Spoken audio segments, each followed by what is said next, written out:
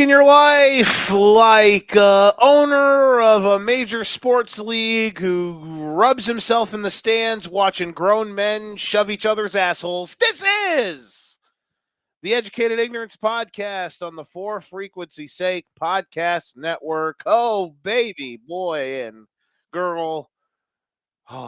Welcome to thy Screamfest. Hi, everyone. I am Joe Winkle, joined as always by my good friend Nick Brinks. Hello, Nick. How are you today? I was better until I heard whatever that was. That got me a little scared, Joe. It was it was good. It was funny. I thought it was funny. Oh, hey, we're in the same boat as DJ. Our teams are all tied: the Dolphins, the Bears, and the Chiefs. It's a good day. Usually, it's a good thing when they're all tied with the Chiefs, but Yeah, not so much. we all suck or whatever. We want to thank everybody hanging out with us on whatever platform it is you're hanging out with us on. If you're watching on wherever you're watching, we appreciate it. Let me just ask a few things first. Please like the video on whatever platform you're watching it on: Facebook, Twitter, YouTube. Just hit the like button. It'll take 4 seconds, not even 4 seconds. It'll take 0.4 seconds. And we really appreciate it. Like the video if you like the video. Go to our YouTube channel, youtube.com for frequency sake QC. Subscribe to our channel if you really like it, and also subscribe to our Substack page where we have an immense amount of content that we've put out on a daily basis. We've got so many great things when it comes to gambling, previews for games. We've got NASCAR stuff on there, fantasy stuff, a lot of fantastic things that we do. And we have so many great shows as well. Card Subject to Change, the Football Lounge, College Juice, the Golden Ticket Show. I feel like I'm missing somebody. For frequency's sake, it was me, Danny, DJ, and Steve this morning. We had an absolute blast. I think I found my new favorite four-man combo for the morning show because that was a fantastic time. We found out, Nick, you and I are we're not bachelors. Our guy Stevie Fast Breaks from the Golden Ticket Show, he is a bachelor. And what I learned today is that single men apparently like to go to the library and the grocery store to find other single folks. So that's something I learned today, and we cracked a bunch of jokes about it. It was a grand old time. I love it. That's good stuff. It was really good. It was great stuff. So please go check all of that out. We have so much great content that we're putting out, and the people that are putting out that content, they deserve the support. It's not just us here.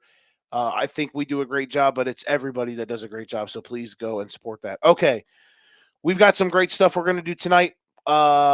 If you're also watching this right now, by the way, comment on whatever platform you're watching on, because if you do that, then we can be a part of the chat, basically be a part of the conversation with us. For some reason, Nick, real quick, can you do me a favor? If you go to my Facebook page, does it allow you to share the live? Let's look. This restream is terrible. It's the worst. Let's see here. I can't view the Facebook comments unless I'm on Facebook. I can't. I don't see a link on your Facebook page. You got to go directly to my wall. I'm on your wall. The last post I see is your "Come hang with the boys tonight." It says I'm live. Yeah, it says you're live. That's wild. Interesting. Let's check your Twitter. It's not my Twitter. It'll be the Gotham Gambling Twitter page. Okay, we'll see what. Here. I'm searching right now. We're just dealing with live. It says live on his page on Gotham Gambling. Yeah, I do not see it on your Facebook page. Interesting. Okay. I'm gonna try to push this out. That's weird, because it shows it on mine right now that we're live. I just clicked on it. Yeah, we're All right. live. It's just I don't see it on your Facebook. Weird stuff. Fun times at Ridgemont High. We've got some fun gimmicks. We're going to talk about the Sunday night game. We're going to talk about some week 2 stuff. We're going to do some panic rankings. We're going to do some belief rankings. There's some 2-0 teams. There's some 0-2 teams. Maybe those teams should be in opposite brackets. You never know who's going to do what and be in what world. So we're going to dabble in a bunch of stuff. Come and join us. Come be a part of the chat. All that good stuff. We're gonna try to fix whatever the frick's going on here. Let me just see if I can.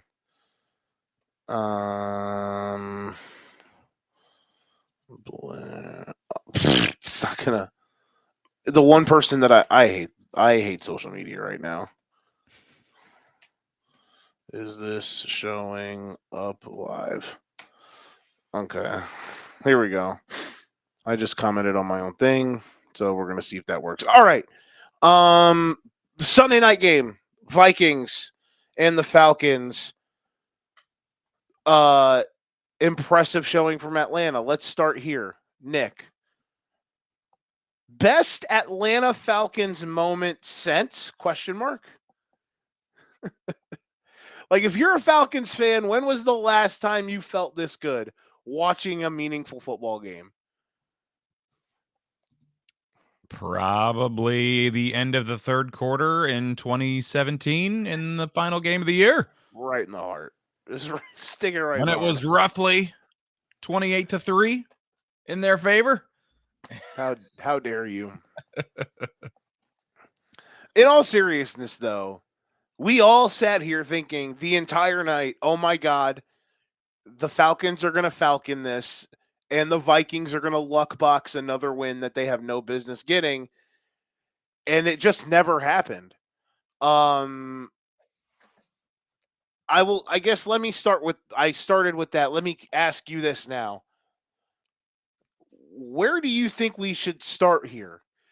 Is this good Falcons, bad Vikings, a combination of both? What surprised you the most? What stood out to you the most outside of you getting hawked on a betting prop with Bijan Robinson? Please do not let your real life losses cover or put red in your eyes. I need real analysis. Yes, I could have definitely used a Bijan touchdown there at the end, but yes, we'll get that out of the way. I think we have seen through 2 games that the Vikings have played kind of 7 bad quarters and 1 good quarter. So the jury is still out on how good of an opponent are they right now. That offensive line has some issues. And for the Falcons, that defense was really good today. Again, I don't know how much of that was JJ's inexperience and that offensive line, but the Falcons were all over him, picked him off several times. They looked really, really good. And honestly, holding the Buccaneers last week to 23, I think that is going to be a high-powered offense. So giving up 23 to the Bucks, yeah, they did not win that game, but really that was a that was a coin flip game. And you kind of knew the Bucks Falcons, that's probably going to be a coin flip game. So for being 1-1, I think they've played 2 really good games. They look pretty good. Penix is doing enough right now. I will be curious. I think you said the Falcons have who do they have next week? Was it somebody easy? If I remember right. Atlanta Panthers. next week Panthers, has that's right. Carolina. Yes. So I think now the Panthers showed some punchiness today, but the Falcons should go in there, and I think if they can take care of business next week and not let the Panthers hang around, I'll be feeling pretty good. They've got some big tests here the next few weeks. After that, Commanders and Bills. So I think Falcons fans have to feel pretty good right now. Yeah, you're 1-1. Got some big tests coming up. If you can somehow get through the Commanders and the Bills and you have 2 losses on, and I'm trying to think here. 3-2 bare minimum, but if you can get through 4-1, I'd be feeling really, really good. I think this is a team that, with the Bucks, I think they may be able to go mostly step for step in that division race, or at the very bare minimum, um, be right in the wild card hunt. I still think the Bucks are the better team as of right now. I'm looking forward to seeing how they play tomorrow. But yeah, when you can dominate as much as you did on offense today, you settle for a bunch of field goals. I think that's all stuff that you can clean up. It's when you're not getting into scoring position that I'd be a little more worried. But yes, I think offensively, finish the drives off. Don't settle for field goals. That's probably the big thing that they want to do right now. Because even last week they settled for what, two touchdowns, 2 field goals in that game. So they've got a settle for field goal problem going on right now. That's probably something they are hoping they can get better next week, and maybe the Panthers can be a team that they can right the ship there. But overall, I feel Here, pretty good about where the Falcons are at right now. here's the thing too that I will add to this. Like them getting tonight, like the kicking game much better. I feel like that's going to be something that they're going to be happy about. Um, that I feel like you go you. Okay, sorry. I'm just trying to do.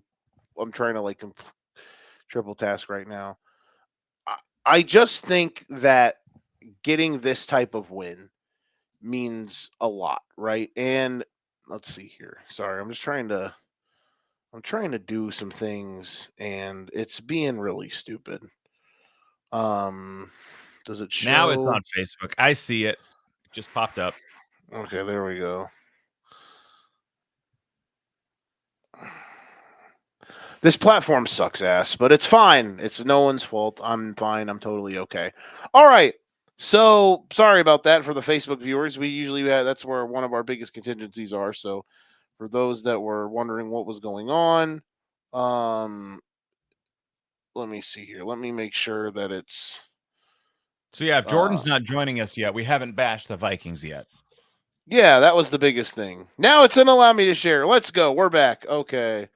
Sorry. Good God. I fucking hate Restream. It's so fucking stupid. Restream sucks. We are live now. It's no Come StreamYard. on down and have some fun. People on Twitter, if they're watching right now, which we usually get a good contingency on Twitter, are probably, which we can't even see the Twitter views on Restream anymore because it's the worst fucking. It's whatever. I'm DJ. If you listen to this, I'm not mad at you. I promise. It's just God, Restream's terrible. Oh, truly horrendous platform. Um, Danny's probably watching me bash Restream right now like crazy, and he's probably like, "You're right, yes, Joe. You're right. Restream is a terrible platform." Um, which it's fine. I totally get it. I'm not mad. Just some it makes my life a little more difficult, but I am thankful that we still are able to have a good time. Okay. Um, so here's what I will say about Atlanta. To be able to navigate your way through this defensively is where I'm sitting up. You mentioned that them only giving up like 23 points or whatever it was to Tampa Bay last week. Like them having a pass rush, they're rookies that they hit. We're going to talk about another team today that has a rookie class that has zero impact on their roster. I promise I'm okay. Uh um so we are going to talk about that team. Um as Danny chimes in and says, "Hello, princess." Uh hello, Daniel. Welcome, Daniel, welcoming us to the party. Here's the thing about the Here's the thing about Atlanta's defense tonight that like really impressed me. And I understand right now Minnesota's offensive line is a nightmare, but they couldn't establish the run, which is something they eventually did against Chicago. And the Falcons had a pass rush for the first time, Nick, in I don't know, forever. Like, oh my God, they were rushing the passer, and McCarthy was really bad tonight. And we'll talk about him here in a little bit, but here very shortly. But man, with Atlanta, the defense was so impressive, and the offense did enough. And Minnesota's defense is so stingy. I guess I'm going to give it a pass on the fact that they settled a lot for touchdown or for field goals instead of touchdowns. Against another team, they probably wouldn't have gotten away with it. But the fact that they were able to get away with it tonight, that you know what? Sometimes you just got to find a way to get out of there with a win. I think this is if you're an Atlanta Falcons fan right now, you absolutely should feel good because you probably should have won week 1 and you actually handled your business tonight. And 99 times out of 100, the Falcons might have found a way to absolutely screw the pooch in the last 6 minutes. But they held it down. They had the put away drive and they shut it down. I was so impressed with how they handled themselves and defensively as well. They commanded the game from start to finish on the road. Very impressed with Atlanta.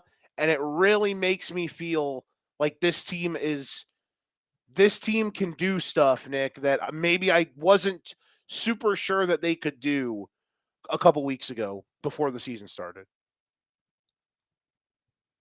Yeah, I think that I think that makes a lot of sense.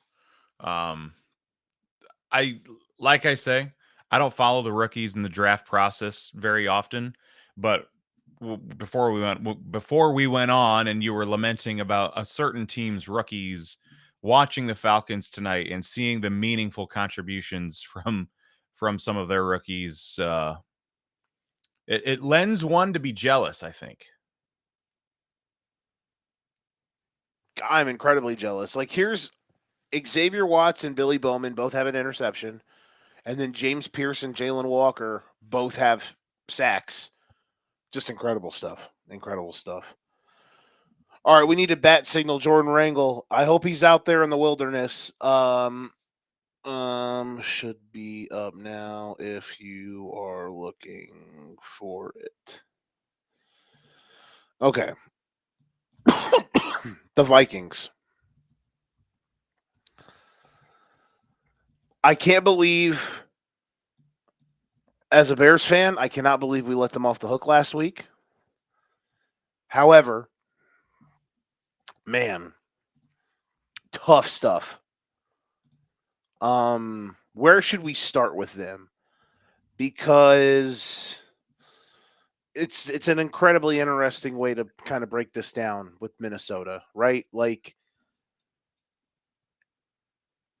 JJ was pretty bad, but JJ also made some throws that made me go, okay, I see the vision.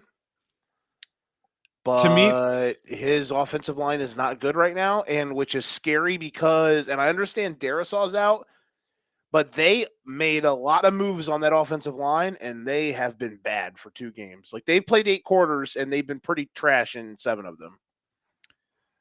I saw a meme that was like, what if we just tell JJ there's 12 seconds left in the half before every play? Because that honestly, that drive before halftime, you can see that most teams take a knee going into halftime. And I thought Chris Collinsworth explained it well. It's like, yeah, we've got a rookie quarterback, essentially. Let's just see what he can do. Throws a dart, absolute dart, gets him into field goal range, and they get one of their, couple field goals on the day. Where was that the rest of the game? Was it because Atlanta? I don't know how they were able to do that actually, but I just loved seeing the aggression there. So I think between that and last week, fourth quarter, they can put it together, but it's obvious that there will be some growing pains, and there have been some growing pains. I, I, it's hard to say right now. Like, is this a team that can flip a switch, turn it around, and be a playoff team? it doesn't really feel like it 2 weeks in. There are some other teams that are 1-1 or even 0-2 that I'd be like, yeah, I'd feel more confident about saying they're a playoff team right now than the Vikings, but just feels like they've got some issues, they've got some holes that I don't know if it's something that we'll see this year. They are in a position right now where I am like I don't know if they're if they're probably in the bottom third of the league right now. Is that crazy to say? And they're injured defensively. Their offensive line is not playing well. I'm never going to give up on this team because of what I know O'Connell is, and I know their coaching is great, and they've got good players. But man, really rough start. Like we would be really if two or three. God damn it, man! If two or three plays were different last week in that Monday night game, and the Bears end up holding on, and if they win like margin like Atlanta did tonight, we would be seriously like, oh my God, the Vikings are broken. Like the Vikings are what we thought they were going to be last year before Sam I Am showed up and said, I'm here, bitch, and kicked the door down. Which he kind of did today, by the way. Shout out to my plus 550 Seattle Seahawks NFC West bet. We are back in business.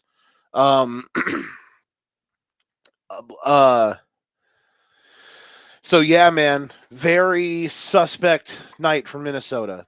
I'm very concerned right now with them because like that was rough. That was rough. And they never got it offensively out of neutral. Like they had a couple moments, but man, the run game never got going. And maybe if that can get going, that'll help JJ out. But man, it's been very rough sledding. I would have liked to see them go for it on that fourth down with like 9 minutes left. I think Yeah, it was the fourth last and one. one. I don't remember where they were at on the field exactly, I think they were inside their own 30, like barely. but they were down 2 possessions at the time. Am I right? Yeah, it was one of those things where like if you don't, yeah. It I was mean, 15-6. okay. And earlier in the game, they had gone for it inside their own 35, 30, right around the 36 or something, and they didn't get it. So they were probably a little gun shy, but it's like, hey, you're the team that you're playing against is running it down your throat. If you get the ball back, the score may be the same, but you're not going to have much for time. So I think fourth and one when you're down 2 possessions in the fourth quarter, under 10 minutes to go, I feel like I don't care where you're at in the field. You find a way to get a yard. I would rather find out now, all right, we're screwed, than punt it away and then find out later, oh yeah, we were screwed. Mm-hmm. So I not like that was the determining factor, but I just thought it was interesting how they were aggressive early and not late when they should have been. Yeah, that was. I get Did it. Minnesota do anything well today other than hold the Falcons to field goals? No, because if the Falcons score, so they had 5 field goals, 4 of them were on red zone trips, I believe, or at least 3 of them. If one of those is a touchdown, I mean we're sitting at 30-6. If they score on the first drive, which they were cruising, and then they couldn't get the play call in, nightmare fuel. Nightmare fuel. Any last words on the Sunday night game? Sure would have liked to see some more touchdowns, but that's about it. You can hear the pettiness. Bijan Robinson, though, I will say, even though he did not score for you tonight, God, that dude's fun to watch. Is he not fun to watch? He Here's is. a here's a guy, Nick, that just cut. I mean, his cuts, Nick. I mean, here's a guy. He just slides like a chair in the pregame show. All right. let's talk about what was supposed to be the game of the year and turned into a game where, I mean, stuff happened. Eagles, Chiefs. Um, I was reminded today, Nick, that the Philadelphia Eagles make me absolutely despise and embarrassed to watch the National Football League. They are embarrassing. Nights like tonight are why I think Jalen Hurts is a fraud. He's not good on the level that most people want him to be at. And the Chiefs' black magic might be incredibly tapped out because they got black magicked today. They are literally going in for a touchdown that would have gave them the lead in the fourth quarter. And it literally bounces off the chest of Travis Swift and is picked off. And if it wasn't for the rookie tackle, Jonathan Simmons, hauling his ass, it would have been a pick six. Where do you want to go with this game? I'm just looking at the stat line now, and I did not realize how how ugly this was. If you would have told me before the day, Jalen Hurts will throw the ball for 100 yards. Barkley will run for under 100 yards. Okay, Chiefs. That might be a Chiefs win. That seems like a pretty good recipe to beat the Super Bowl champions. And then I look at the Chiefs numbers. Mahomes under 200. He is their leading rusher. Okay, yeah, this is starting to look pretty fucked up, Joe. Just really an ugly game all around. But the Eagles did enough. That they did. The Chiefs defense showed up, which was good. It was nice to see that happen for the first time. It was nice to see that happen because that was something I was worried about. Here's where I'm at with the offense. It's half the offense is broken, but then there are moments where I'm like, okay. When you sit back and realize that Xavier Worthy, Hollywood Brown, and Rashee Rice have not played a game together yet. Like, think about that. their receiver, their star receiver they drafted 2 years ago, their top receiver that they signed last offseason, and their receiver that they drafted last year. Those three guys, literally their top three receivers, have yet to all play a game together. And like probably two, I don't know the exact number on this, but at least in the eligible games where they could have, probably 90+% of them, only one of them has played. So I say that to say this. I think there's a world where this offense looks different when all three of them are playing. Because Worthy has his flaws, but if Worthy is their third receiver and a gadget player with Hollywood and Rashee Rice out there, I think that's good because Rashee Rice, I think, has the ability to be a really good player. And Hollywood's a solid receiver. Right now, they just don't have, like, they're relying on Tyquan Thornton, who was cut by the Patriots last year. The Patriots receiving room last year was literally me, this Vicks nose spray, and this Lego remover. Like, that was their receiving room last year. And they cut Tyquan Thornton. He is now on the Chiefs, and he caught a 50-yard touchdown today. Like, that's their top receiver today, I think it was. Let's see. He was their second leading receiver today. That is the world the Kansas City Chiefs are living in. So, excuse me. We're at the point where I'm at the point of the cold where my throat is incredibly itchy. So we are at the point right now where this Chiefs team, I want to believe eventually it'll be okay. But we're also at the point right now where I think it's okay to understand, holy shit, like, do something. Because they're now 0-2. It's the first time they've technically lost 3 games in a row since Mahomes has been there. I'm not saying panic button. We're going to, okay, snap call, Nick. If we're panicking about the Chiefs, or even if you're believing in them, on a scale of 1 to 10, where are you right now? Because I don't think this team's going to miss the playoffs, but they're also incredibly confusing. Are they good? Are they still great and just have struggled a little bit? Like, how are they going to look when those guys come back? I think it'll be good, but I'm not sure. What do you think? Where are you at? Help me out here.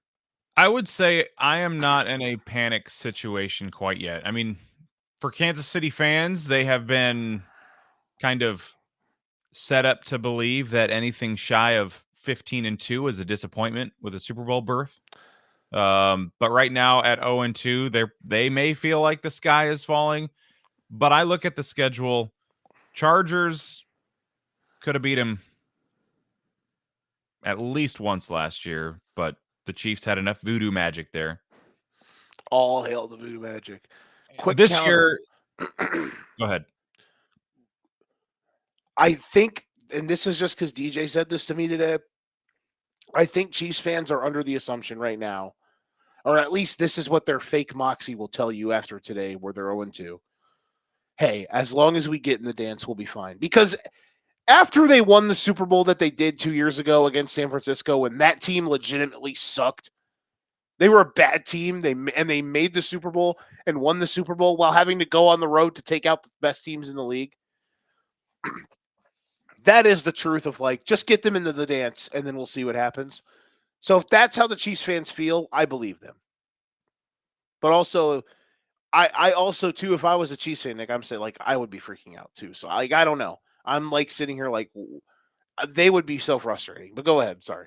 The biggest thing for me for the Chiefs, you get what should be a get right game this week. But as we saw today with the Giants, Russ was cooking. If there's a world where the Chiefs in next Sunday's game, and it happens to be the Sunday night game, if Russ cooks on national television next Sunday night and the Chiefs offense sputters and the Giants come away winning that game, especially if they win that game, at 0-3, I would 100% be panicking, because then you look at the schedule. Who do you play the next week? You get the Ravens. So if you're looking at 0-3, you could be looking at 0-4. If you can't beat the Giants, I don't feel very confident you're going in to beat the Baltimore Ravens. So it should be a low bar to clear. Beat the Giants. It's the Giants after all. But again, what we saw today was nothing like we saw last week with the Giants. So I don't know which Giants team is going to show up, but I am incredibly intrigued by that matchup to see if they can do anything remotely close to what they did today in that Dallas game, which I'm sure we'll talk about a little bit later. But for Kansas City fans, 0-2 does not feel good. But if you're 0-3, 100% time to panic. Yeah, if they lose next week, then it's guys, we have a problem. Or, if it's not a convincing win, you just watch Dak Prescott and that offense put up 40 points. If you can't go out there and put up 30 on that Giant defense next week, I would also be worried. It needs to be a get right. It needs to be a get right game for your offense in some capacity. Score a few touchdowns. That's where we're setting the bar. Yeah. Yeah. Score 3 touchdowns, Chiefs. Score 3 touchdowns challenge. They should have had it today. Yeah. They should have had 3 touchdowns. Nightmare fuel. But instead, they're feeling 0-2. That they are. I know the feeling, though. No shit. Here's what I got to say about the Eagles. The Philadelphia Eagles disgust me. The Philadelphia Eagles make me sick. literally sick. Philadelphia Eagles make me want to uh, go to my local my local city hall and complain about things, about city, rules and restrictions. The Philadelphia Eagles make me sick as a football fan. They make me embarrassed as a football fan. The Philadelphia Eagles make me feel like the kid who watched WWE as a child. I still watch wrestling, but hold on here. Oh, my throat. Son of a bitch. Fuck. The Philadelphia Eagles make me feel like the kid who watched wrestling and like the stuff that was going on during WWE television was so bad and embarrassing, whether it was, just stupid, dumb, childish shit. Like I was embarrassed when my parents walked in the room, I changed the channel because I was embarrassed that they had to see it. Anytime the Eagles line up in that fucking butthole searcher play, it's such it here's the problem, man. I understand the football purists and the real ball knowers are going to sit here and say, "Oh, the tush push, it's real men football. If you don't like it, you're soft." Oh my god, I'm sick and tired of it. It's not real football. It's insanely corrupt that these dudes are allowed to break fundamental rules of football when it comes to formations, lining up, when it comes to forward progress. The Eagles are allowed to bend all of those rules. Credit to the Eagles for discovering this play. Credit to the Eagles for being the only team that figured it out. But I'm done with it. Because when you have a situation, Nick, like we had today, the score is 13-10. The Eagles could not do jack shit for 2 hours. They lead by 3. They're at the 1-inch line. It's 4th down and goal from the 1-inch line. And half of the Eagles' offensive line false starts while they are in the butt shove formation. It happens almost every time they run the play. They get away with some sort of false start. Half of, if not the entire offensive line, is lined up in the neutral zone. The play is a disgrace to how forward progress should be handled. And just, it's a disgrace to the sport, period. And people are going to be like, oh, sour grapes, Joe, blah, blah, blah. You wish your team did it. If they did it, blah, blah, blah. I don't give a fuck. Watching them do that is disgraceful. And the worst part about it, Nick, is that they are literally cheating. Like, it's not them cheating because of how good it is. It's literally cheating because they're allowed to break the fucking rules half the time they run it. So I'm sick of it. I hope the Chiefs, whether it's Reed or Veach or whoever the fuck, the ghost of Lamar Hunt, send the footage into the league, because I hope today that because it happened to the Chiefs, I don't know, but somehow, some way, this shit needs to be cracked down on. And you cannot have this, because this is so, it's just awful to watch. It bastardizes the fucking sport. Again, congratulations that you found a way to milk short yardage. I applaud you that you are able to treat every single set of downs to 9 yards, because when you get it to 3rd and 4th and 1, it's automatic.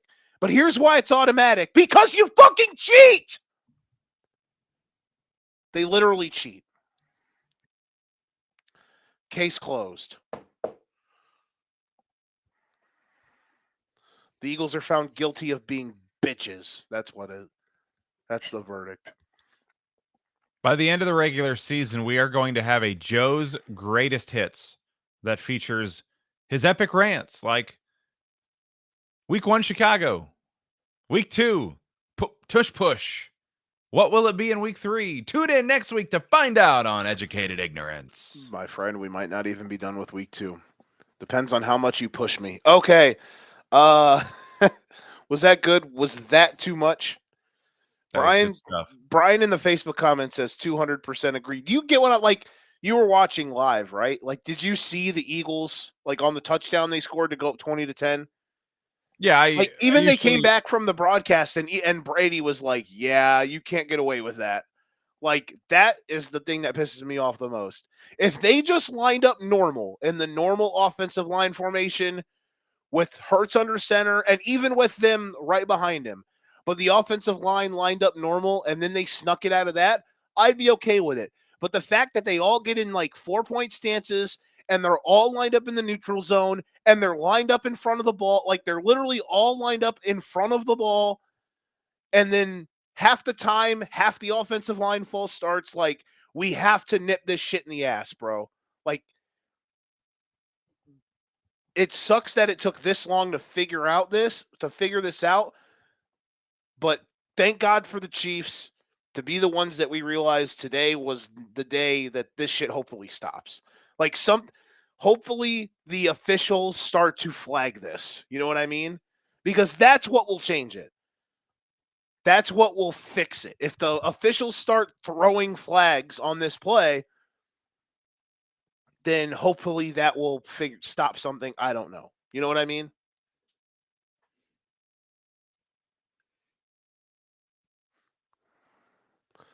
Because I don't know how you go to the you can't go to the league office and be like, because that's the thing, you can't just be like, we ban this play. So what, you're going to ban all quarterback sneaks? What do you mean? Because it's a gray area, right? It's a massive gray area. But I think there are incredible ways that you can fix it. And that's where I'm at. Like, today, really, really honed in. Finally, it took 2 years for a broadcast of an Eagles game to actually zoom in, and instead of them being, "Oh, Mike, look at them shoving each other's assholes," it took Tom fucking Brady, the greatest of all time, to be like, "Actually, guys, they're fucking cheating because half the lines fall starting." So thank you, Tom Brady. You are the king. You are my king.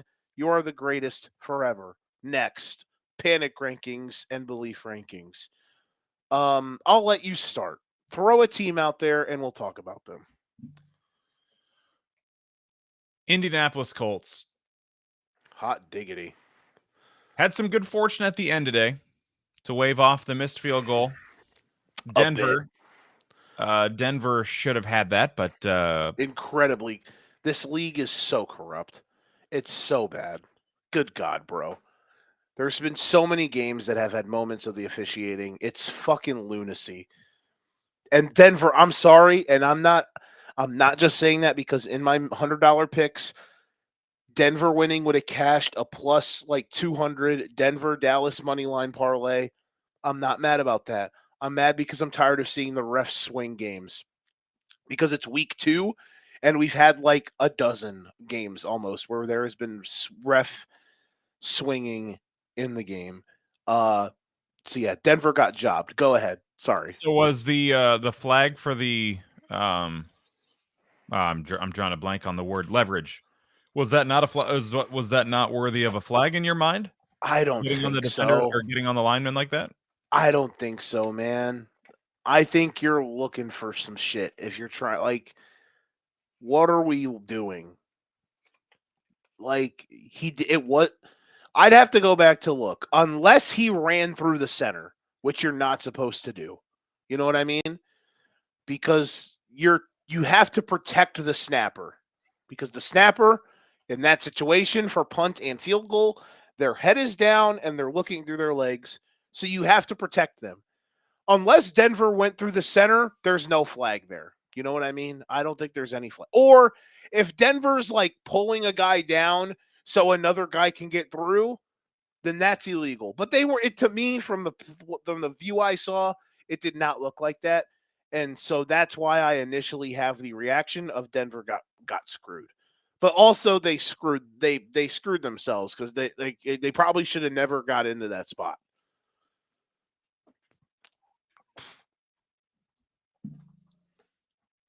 So this Daniel Jones comeback player of the year potential arc, how much are we believing it? Because I want to believe it. I think it would be so hilarious for Daniel Jones to get run out of New York like he did. And I mean, warranted. It's not like he did anything there. He needed, it was ready for a change, both sides. But just how incredibly fun and kind of funny that would be for him to go to Indianapolis and now like, oh hey, competent organization for the most part, competent subjective. Especially a competent offensive line. That's probably the biggest thing that he's enjoying right now. Competent. Well, I won't say competent running game for the first time because he had Barkley all those years, for those several years. But yeah, I want to believe it so bad, but I'd probably put it, in the 5 or 6 range, maybe for me, out of 10. I'm around 4.5. I will say though, man, for the Colts in general, last week was like very unimpressive. Like last week was way more the Dolphins are a nightmare than the Colts were awesome. Yeah. Today though, listen, man, I thought Denver would win. I thought that line was outrageous all week because I was like, the Colts are bad, but like they almost had 500 yards of offense, and Denver's defense is supposed to be awesome. That's what everyone told me all summer. Denver's defense, they're an AFC sleeper. They could go to the Super Bowl. Fucking lick my asshole. The old tush push on Joey here. Yeah, they were balanced. Jones is swinging it. They were able to stay in a rhythm.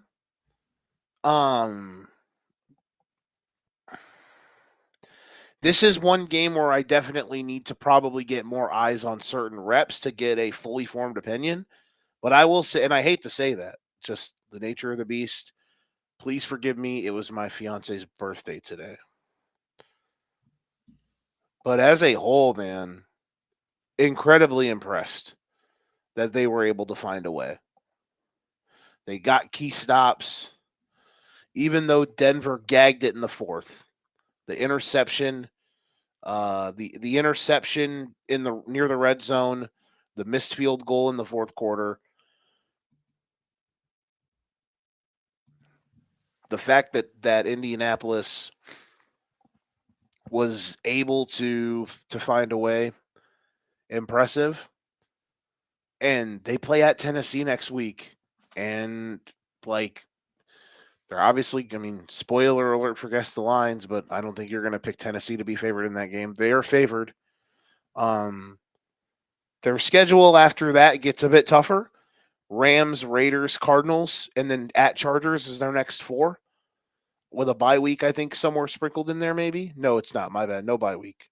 But that's their next 4 after the Titans game. But like, it might only take 9 wins to get in the AFC playoffs, and they beat a team who's going to be competing for one of those spots in the Broncos today. So that is an impressive step forward. So I will say 4.5, but I will tip the cap and recognize that that was a very impressive win. And even if they didn't win, I was impressed by how they played. And yeah, there were some shenanigans or not that helped get them to the win. But as far as I can tell, I've seen them flag that before. It didn't really feel like Denver's getting completely jobbed. There might be I don't know. I don't know if you can swallow the whistle there, but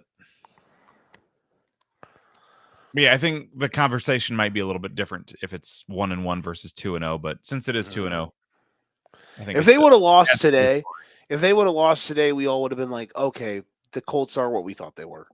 But nope. They are much better than I thought they would be. Next up, My turn. I'll throw a game out there that we can get into the hopper to discuss. The Bengals and the Jaguars in the dumbest game of the day. And good God, the Jags lose. Only the Jags can lose. I mean, not only the Jags, but certain teams just lose in certain ways, and the Jags definitely did that today. Let's start with the winners, though. The Bengals. Holy mixed emotions. Another game where corrupt officiating absolutely screwed Jacksonville. Jacksonville had a pick six wiped off the board. And also, it was 4th and 5 with Cincinnati, I think, with no timeouts. Travis Hunter broke up a pass, and they threw a defensive pass interference flag, and it was nothing close to defensive pass interference. So I will say this. Jacksonville got absolutely jobbed, and we have a referee problem right now in the NFL, folks. Corruption. I'm kind of joking when I say corruption, but there have been nearly a handful.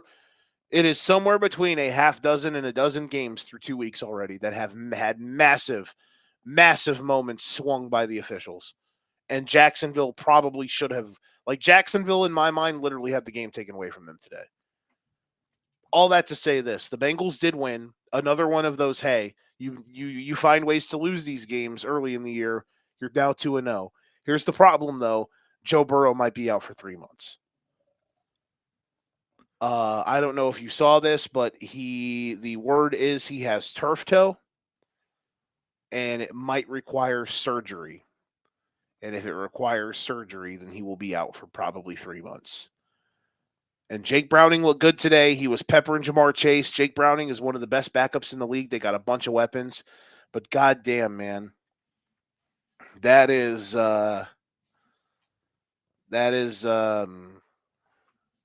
that's tough for Cincinnati. We've got some very prominent turf toes in the league right now. Yeah, there's another one, right? Who's got the other one? Purdy, right? Oh yeah, Purdy's got turf toe. You're right, and he's missing 2 to 5 weeks. Yeah, wild. So Bengals, we'll start with them. I assume you're in the panic range, even though they're 2-0. How do you feel? Give us your thoughts.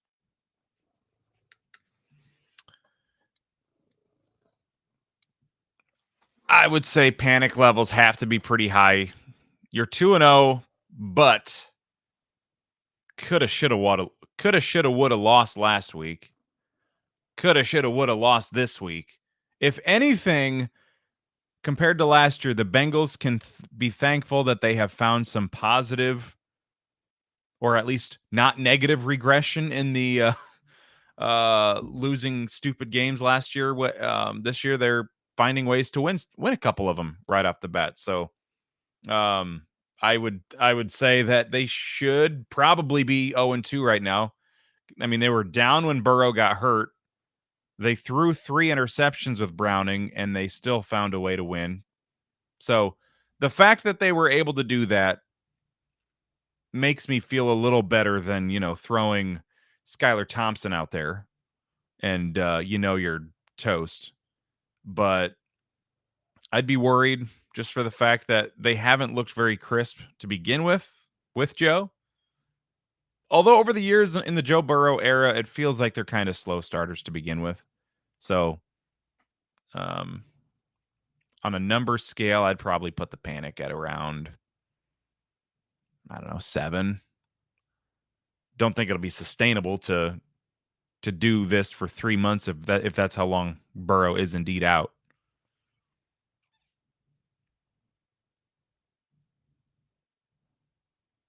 That's where I'm at too. I'm at like a 7.5. Because if he is out for 3 months, you're in deep trouble.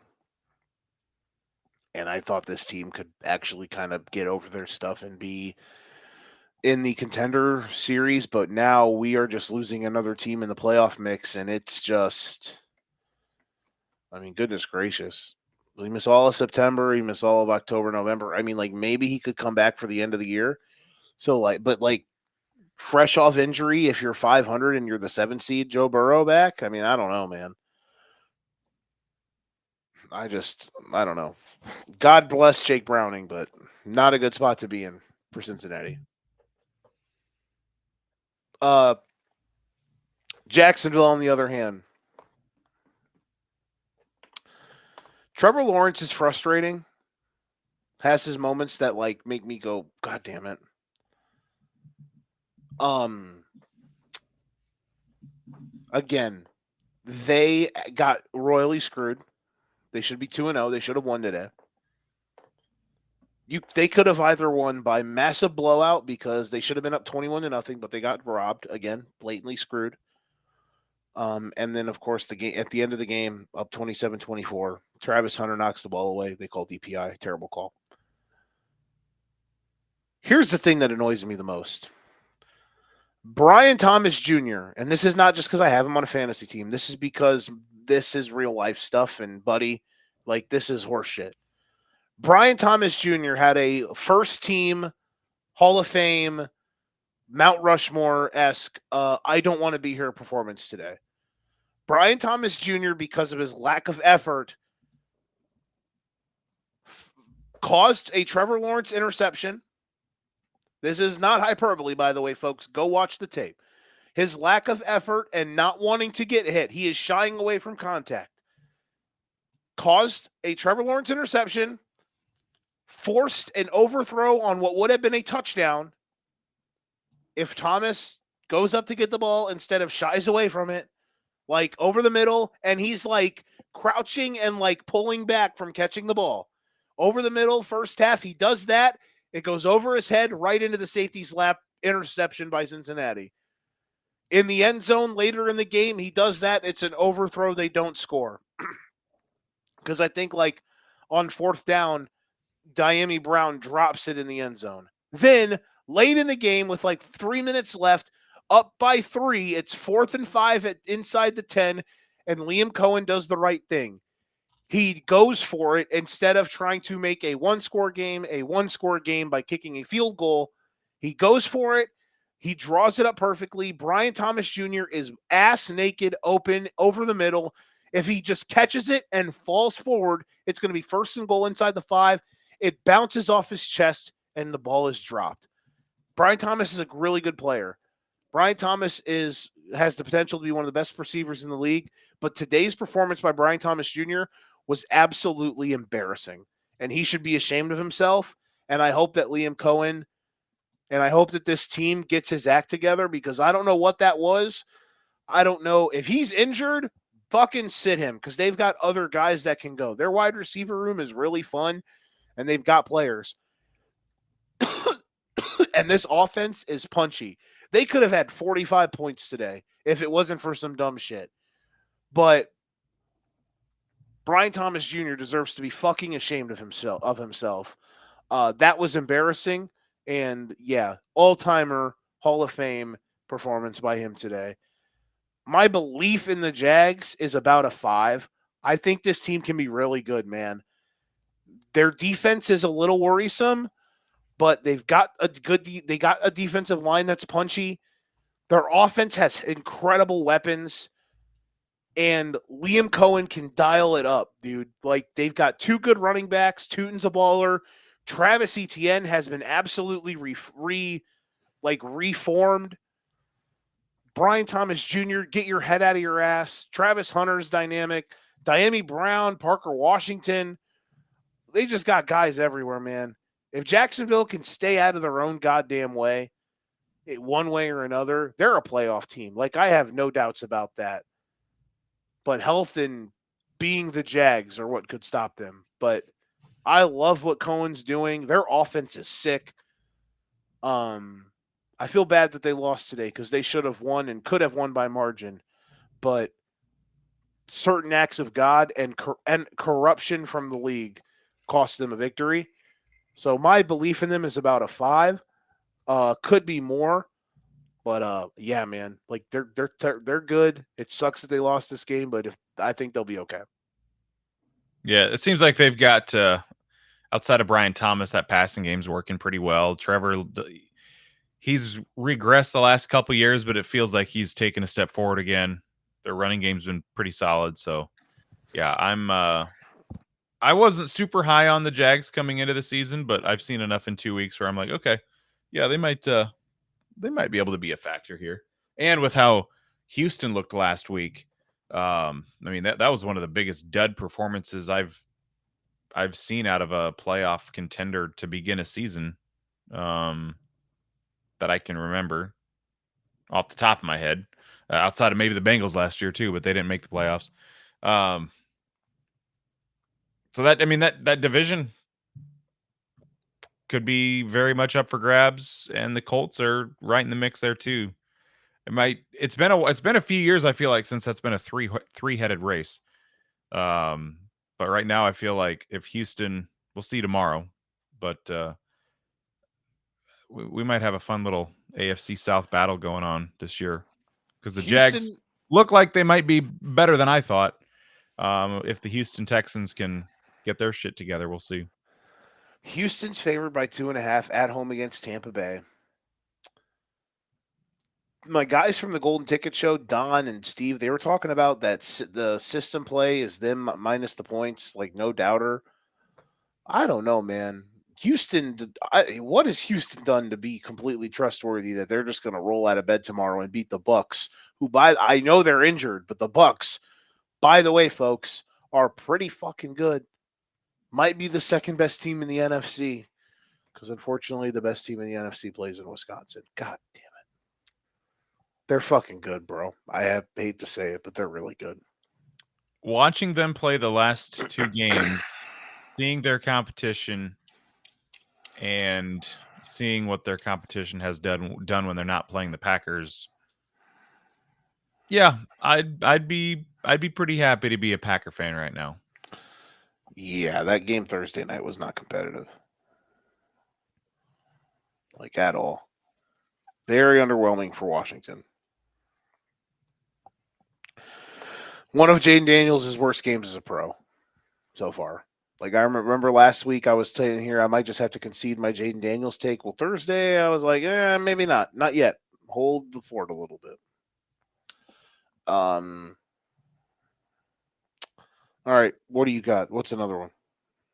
Did anybody have a better day today than Dan Campbell? Not many.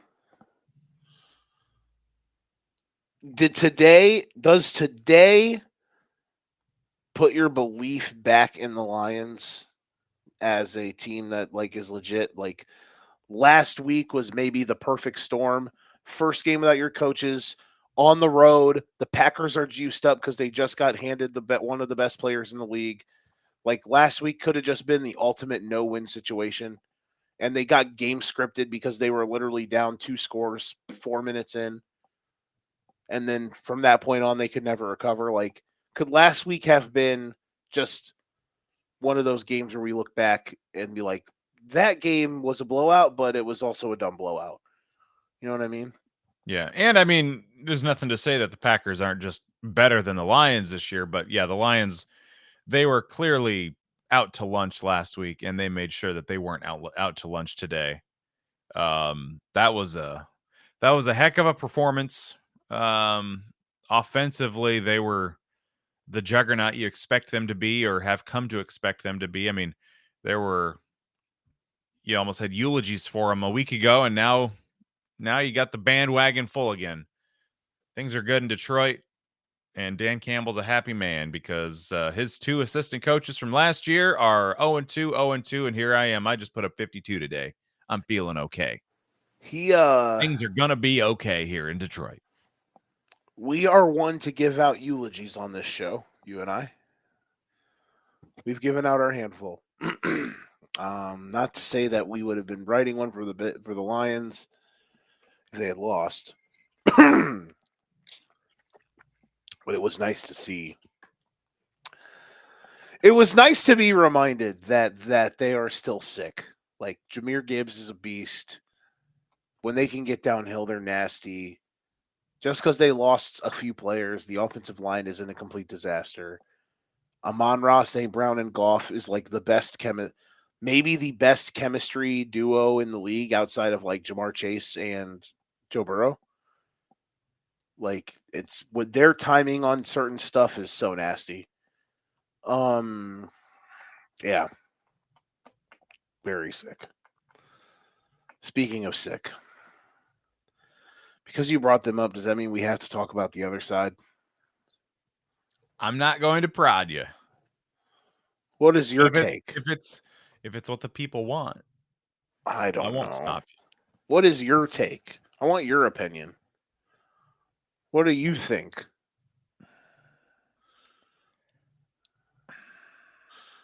I watch Caleb Williams play football, and I'm just not impressed. Okay. Doesn't have it yet, in my opinion. The play today that sticks out to me is when he scrambled over Oh, to god his damn it. right, off to the sideline, chucks it down the field, and intercepted. That was bad. That was the lasting image I had from that game today, and I'm just like, you you can't make that mistake. It was still a competitive-ish game at that point. It And was. I don't know if that's when the wheels just came off and the Lions started rolling or not. I No, wasn't watching it super closely. But it wasn't. That made it they picked them off. I don't know if it was 14-7 or 21-7 at that point, but then eventually it became 21-7. And then the Bears ended up getting the ball back. They made it 21-14. The Caleb interception was a massive god damn it, bro. Really? Why? Moment. You know what I mean? Like, just throw the ball out of bounds. I understood when they showed the full page. I understood what he was thinking because if Zacchaeus does just kind of break down the sideline, maybe there's a chance, but also just don't do that. You know what I mean? Just don't. Um, just one of those situations where like too much dip on the chip.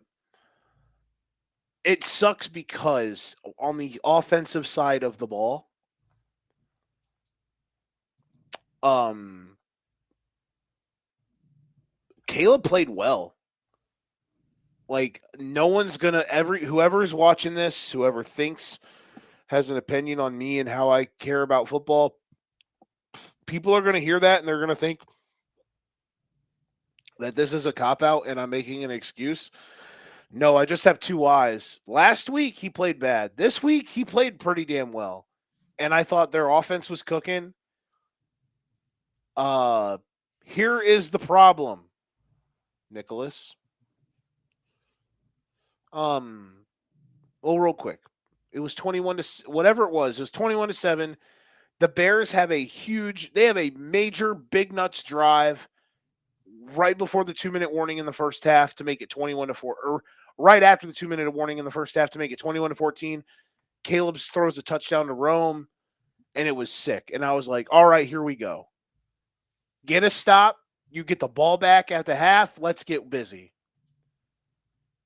It's a minor footnote. Did you watch the end of the first half of this game? I texted you about oh it. yeah. I was. Yep. The another listen. It's because of the outcome. It is a footnote in the game, but just again, officials absolutely swinging games with blatant. I'm calling it corruption. It's not corruption, but it's blatant incompetency. The Chicago Bears got absolutely screwed at the end of the first half. The Detroit Lions got gifted a touchdown. Well, you need to stop them. Yes, they need to stop them, but it doesn't fucking matter because they should not have been allowed to run another play.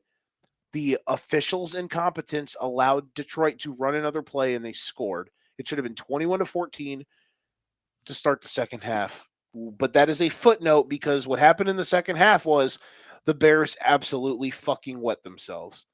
Um, their defense right now just is bad. It's just not good.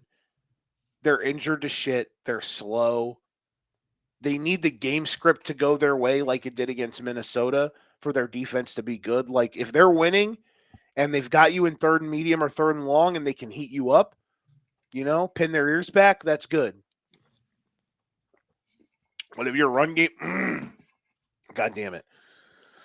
If your run game is working, and I'm glad I don't take phone calls for my job anymore because tomorrow would suck. I can just sit in silence and work. Fuck. Um, if but tomorrow or today for them, the Bears, this goddamn team that I have to cheer for, this toxic ass organization, this toxic franchise, this toxic sporting team. They're injured on defense. They're slow. They can't course the game script. Literally, all their good corners are out. Kyler Gordon's hurt. Jalen Johnson played today, but then re-hurt his groin. T.J. Edwards, their best linebacker, got hurt. All their defensive linemen that they paid. Grady Jarrett has been absolutely fucking invisible. Montez Sweat, they traded a second rounder for, has had good moments, but he's pretty much just a jag, which means just a guy. He is a massive jag. He does nothing special. He's not a force multiplier. Dio Adengbo has had a pretty good couple of games, but all in all, like it's not good enough. Their defensive line is just a dud. It does not help either because of how banged up their back seven is and how just absolutely abhorrent Tyreek Stevenson is a bad football player. They're literally using backup corners. That doesn't help at all. It just sucks. And here's the problem, Nick. Here's what today was. And again, I understand people are going to be like, Joe, you're copping out. You're making an excuse for Caleb. Blah blah blah blah blah. Woo woo woo woo woo. Caleb sucks. He paints his nails. He's a bitch. Woo woo woo. Go fuck yourself. Here's what really is the problem. From organizationally, from top down, there's massive, thick layers of hubris and incompetence that is folded over their face that they are never going to be able to get out of their own way, because here is what slapped everyone in the face today. You know how every week they put out the inactive report about an hour before kickoff, Nick? Guess who was on the inactive report today? Two of the Bears' four top 60 draft picks from this prior NFL draft. Ozzie Trapello and Shamar, whatever the fuck his name is. I don't give a shit at this point. Two guys that were not injured.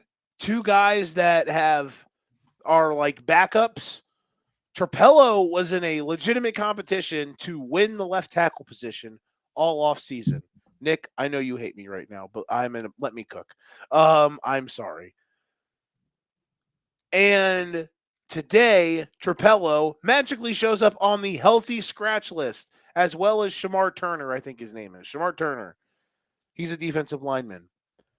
Both of them are inactive. Here's the other problem. Their other two top 60 picks, which two of their four top 60 picks, pick number 10, Colston Loveland, tight end from Michigan. He's got one catch, I think, in 2 games.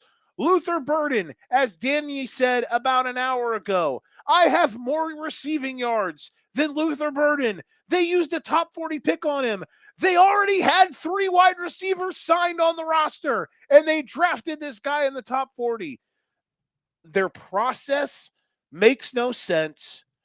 Ryan Poles, what today was the biggest black eye on Ryan Poles, the general manager of the Chicago Bears. I don't know how else to put it. It today exposed to the nth degree his lack of detail, his lack of getting good players, his multiple years of just absolutely neglecting key positions. As we said it on Monday, last year they neglected the head coaching position, and they literally lit an entire football season on fire because they neglected hiring a new coach. They decided to keep incompetence, and last year they were incompetent. This offseason, what are the two massive things they do? They neglect the kicker position, which last season was a problem. Guess what happens on Monday? They miss a 50-yard field goal. They're unable to execute by kicking the ball out of bounds or out of the back of the end zone. And it basically allows the Vikings to run the game out. And then, Nick, the sick and twisted thing. Guess how today's game started? He kicked the ball out of bounds! Ah! This team is so fucking toxic. What else did they neglect this offseason? The running back position. Last offseason, they decided to not pay an extra $8 million for Saquon Barkley, who wanted to come to Chicago. This is legit stuff. Instead, the moment free agency starts, they signed DeAndre Swift. He's one of the worst running backs in the league. I hate spreadsheets, but Nick, get out the clipboard because I've got a fucking incredible spreadsheet stat for you. The Chicago Bears today had negative 0.46 EPA per carry. That is the bottom 6 percentile. 29% success rate. 9 plays today on offense. They had 15 or more yards to go. You cannot operate in that. You cannot live in that. It does not matter how much you upgrade the offensive line. You neglect these positions. By the way, they neglected the offensive line last year, and look how that fucking went. They neglect these spots because Ryan Poles, this fat fucking piece of garbage, he continuously sits up there in his press box and is told how good he's done. If it wasn't for Davis Mills completing a Hail Mary against the Colts 3 years ago, or the Carolina Panthers being absolutely fucking inept and Bryce Young being bad, shout out to Matt Rule. If it wasn't for any of that, Ryan Poles' GM tenure as with the Chicago Bears would be a laughingstock at a bare minimum. But here's the problem. Those things happened. He fleeced the Panthers. They got Caleb Williams. They got the hottest head coaching prospect to come coach the Bears, literally because they have Caleb Williams. And Nick, here's the biggest problem. He's still a fucking laughingstock. He's drafted no Pro Bowlers in 3 years. He's 15-38. He's won 3 of 20 division games as the general manager. This team is toxic. If I had hair, I would pull it out. Today was a fucking stain on the league. It's not over because it never started. This fucking imbecile multiple years ago had the audacity to sit at a press conference. And I know I'm ranting too long. We're going to get to Guess the Lines. I'm sorry. But Jesus Christ, he sat at a press conference and said, we're going to take the North and never give it back. Bitch, you're 3-17 in the division. You're terrible at roster building. All of the assets you do go get are terrible. Your entire 2025 draft class has 0 fucking production through 2 weeks. You're one of the worst talent evaluators in the league. It is a fucking sick joke. I had a fucking podcast idea for this team to build content, and I didn't do it because I felt like it would ruin my mental health. They said, fuck you anyway. We're going to do it. We're going to fucking ruin it regardless. This team can never, ever cease to get out of their own way. And Nick, last thing. Have you ever heard of the crack commandments? Have you ever heard of the crack commandments? Well, the biggest one is don't get high on your own supply. And there is nobody in the NFC, There's nobody in the National Football League. There's nobody in football, whether it's in America, in Canada, in Mexico, in fucking Europe. The the weird looking brown one, the round one that they only use their feet with, which is actual football, I guess. In all of professional sports, that is higher on their own supply than Ryan Poles. Nobody is higher off their own stank ass oregano looking weed than Ryan Poles, that incompetent sack of dog shit. It's unfathomable how bad it's gotten. And today was just embarrassing because it's not just the play on the field, as we've talked about a million times. It's not about certain thing here, certain thing there. It's that for the fourth straight year in 2 weeks. It took 2 fucking weeks. 4 straight years, it only took 2 fucking weeks to understand that this team is awful. It's for once again that it only took X amount of time for us to be questioning if this team is going to fucking quit or not. And today truly showed how poorly incompetent it is that this man is at running a roster. And the worst part of all of it, the motherfucker got extended 8 weeks ago. Panic meter, 10. I don't know where they go from here. Caleb was good today. There was a couple of cool things they did on offense. But this team is bad. And I don't know, man. Today was really terrifying for the future of what this team can be. And the scariest part is that I don't know how there's no fixing it anytime soon. I wasn't going to do that. Then I did it. You had to cook. I'm sorry.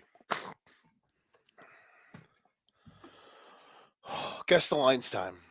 Rapid fire, as rapid as we can make it. Last week, I won 6-4. We tied 6 times though. Thursday night, Miami at Buffalo. Miami is 0-2. Tua Tagovailoa is a turnover machine. Tua turned the ball over. Disaster zone. I'm gonna go Buffalo 9.5. It's a great pick because that's what I had. FanDuel will not load. Log in. There we go. NFL. Wow. Holy Christmas. You said 9.5? Mm-hmm. It is 12.5. Ooh. Deservedly so. I would still take the 12, and I would take Bills in a million. I'd lay it. They're gonna kill them.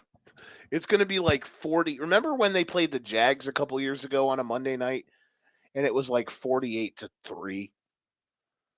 I can remember many Bills-Dolphins games that felt like it was 48-3. Yeah, it's gonna be the public execution. People, I don't think it should happen, but Mike McDaniel's going to be sacrificed on live streaming for all the world to see on Thursday night. You think there's a world he's fired on Thursday if it's bad enough? We're inching closer to him being the first coach fired. Do I think you know my take? He shouldn't be. He's being scapegoated, but I don't know where you go from here at this point. Maybe I mean, how long do you allow them to just? I don't know. It's bad. Because Thursday there's a world where they get really beat up. Like it's 45-6 or something. If the Bills want to embarrass the Dolphins, they can. So you know what that means? The NFL is just going to somehow create this universe where Miami is competitive and has a chance to win late, just for the hell of it. Because was it last year the game in Buffalo was competitive or no? And they got hit with a walk-off 60-yarder? I want to say that was that 2 years ago. But I don't remember. I think that was the playoff year.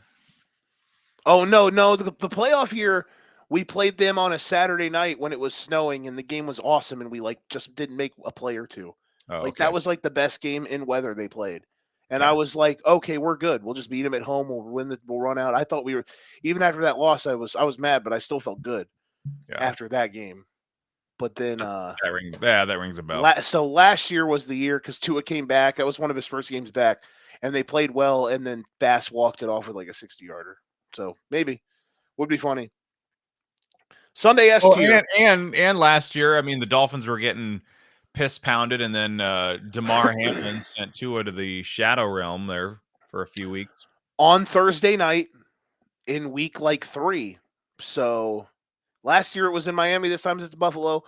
Maybe Tua throws up gang signs on Thursday night.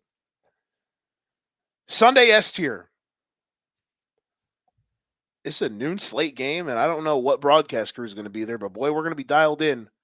Are you ready? Rams at Eagles. Buckle up. Let's go. Couple 2-0 teams that they look like they should be better or are better than they look. I'm not sure. I will say this, for all of the worries in the offseason about the Rams, they have passed the smell test in a multitude of ways through 2 weeks. Week 1, their defense dominated and they made enough plays on offense to win. This week, the offense absolutely cooked. I know they were trailing at halftime, but really came on in the second half. Very impressive win. Stafford almost threw for 300 yards. Devontae and Puka both had big games. Awesome stuff.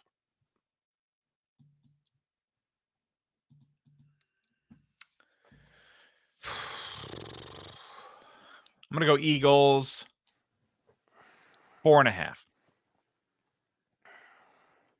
Are you cheating, Nick? Mm-mm. I'm kidding. We are both. Maybe you know what? Maybe we're just really good at this game because I said 4.5, and it's Philly 4.5. There we go. You know what we are? We're both sharp. We're sharp as shit. I wish that means we could actually bet and make money, but we're both sharp. We're good at setting lines. We're not good at predicting them. Next up, a new category. The Joe Winkle Suicide Prevention Bowl. Oh, Chicago versus Dallas in Dallas. America's game of the week. In Chicago. Oh, it is in Chicago, isn't it? Does that change your pick? No, no, I won't change it. I know what it is though, but I didn't know what it was when I first wrote the pick. But I found out what it was, so I'm not going to change it. I forgot that it was in Chicago. It probably wouldn't have changed it much. So, go ahead.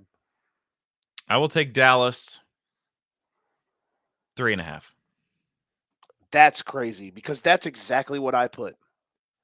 What is it then? You're about to shit yourself.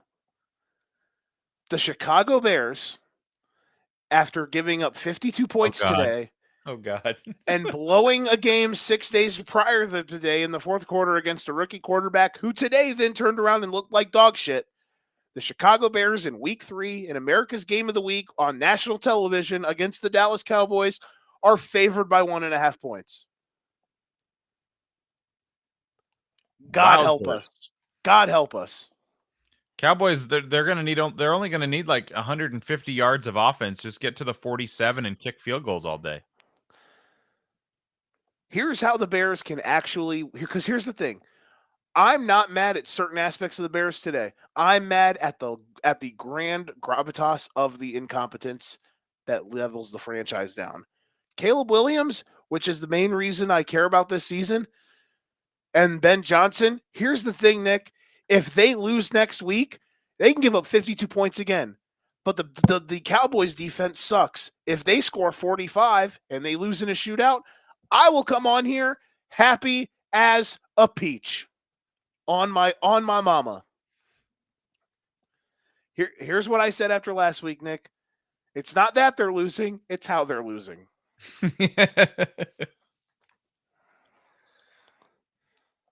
But judging by that spread, they ain't losing, right? I'm shocked Hmm. that they are favored. I could not believe that. That is some home cooking. Like, if I would have realized the game was in Chicago, which I should have because it's literally here on my thing, I just wrote it down wrong. I would have maybe made it Dallas 1.5, but like still, like you got it. Or we tied. That's totally fine. Okay. Now we're at the Happy Cat dance. 4 games here. It's weird. When you look at the slate next week, first look at it, I was like, I don't know about this. This slate's not that good. And then when I started putting the games in the tiers, I was like, oh shit, there's some bangers. Happy Cat Dance, Houston, Jacksonville, in Jacksonville. Huge game, especially if Houston loses tomorrow. But regardless, it's a huge game. What you got? I'm going to take. I'm just going to go Jaguars 2.5, just for the home field. Okay. I got this one wrong. My spreads on Houston, I have them power rated too high, I guess. I have them -2.5. You get this. It's Jags 1.5. Okay. So they technically still feel like Houston's power rated higher, but the home field cancels out most of it. Yeah, tic tac zone. Our first tic tac zone of the week. No, second, because the Bears is a tic tac zone. Philly's in the Vegas zone. The Bills are in the team you're playing sucks zone. Next up, this is in the Happy Cat Dance meme just because the last time these two teams played and Jake Browning was the quarterback, the game was bonkers. It's Bengals Vikings. You remember when they played on that Saturday and the game was just bananas? It was 2 years ago. I don't know if I remember that one. It was a fun time. So Bengals and Vikings in Minnesota.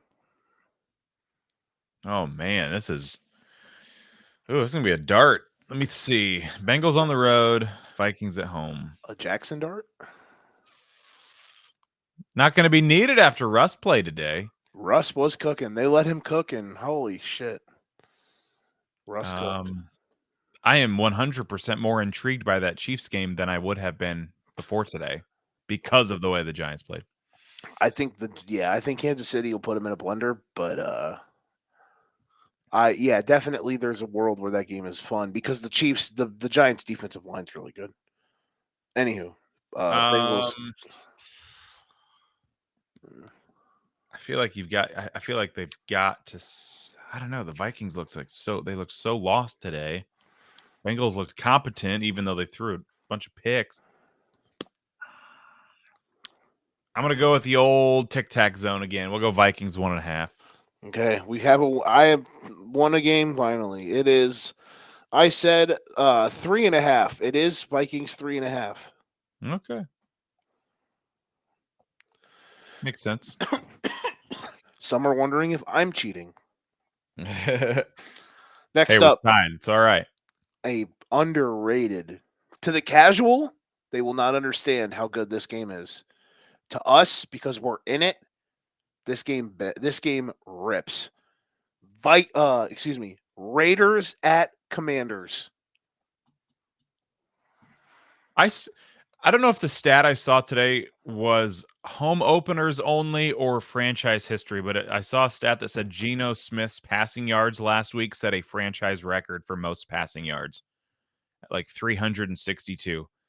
I don't know if that was Raiders history forever and ever, amen, or just season openers or what, but I'm like, if you did that in your first game with a team, you set their franchise record, that is insane. So I don't know. I need to find out if that stat was actually how I interpreted it. It had to be for like a season opener because they had Rich Gannon who won an MVP. There's no way that he wasn't. I would have to assume, but I didn't see it on the ticker of right. in season openers. So I feel like somebody buried some Yeah. important information there, but There's no way Rich Gannon with old Jerry Rice wasn't just lighting worlds on fire. Are you old? Do you have Rich Gannon knowledge in your memory? I played backyard football when Raiders Rich Gannon was in the game. Did you ever play backyard sports, backyard football, backyard baseball? I never played that, but But one of yeah, the that one of was the first Maddens that I fell in love with was like Madden 05, and it was like the tail end of Rich Gannon, and I would play with the Raiders a lot, and Rich Gannon fucking ripped. yeah, I definitely caught him. Oh yeah, even David Carr had, or Derek Carr, sorry. No, David on the original Texans QB. No, I'm talking Raiders. I looked this up to see. Oh yeah, Derek Carr almost won MVP before he broke his leg, or when I he can't almost broke his see leg. 513 yards is their record in So maybe it 26. was for a season opener, or like a Raiders debut, like your first game as a Raider. Maybe that's it. But Derek either way, Carr, by the way, good on television. yeah, I don't know if you've seen him or not. I think I have. So, does he work with his brother, or is David long gone now? I think David's gone because I think Derek's like a CBS analyst. Okay. Was it David on NFL Network? Yeah, I think so. Yeah. Okay, back to the pick. I'm gonna go Commanders, and we're gonna go. I feel like this one could definitely shift based on how tomorrow goes for the Raiders, but I'm going to take Commanders, and we're gonna go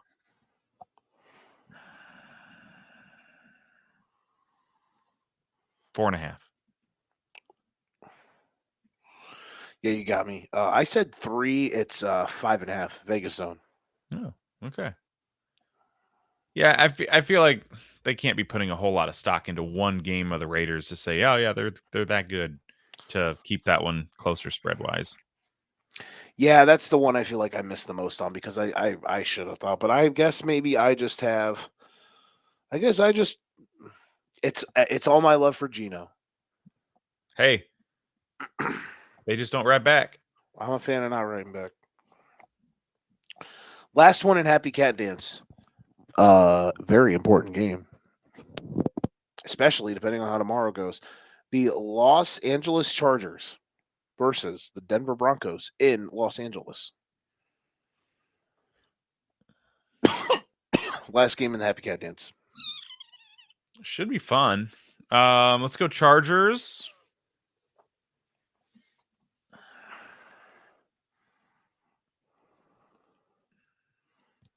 Three and a half.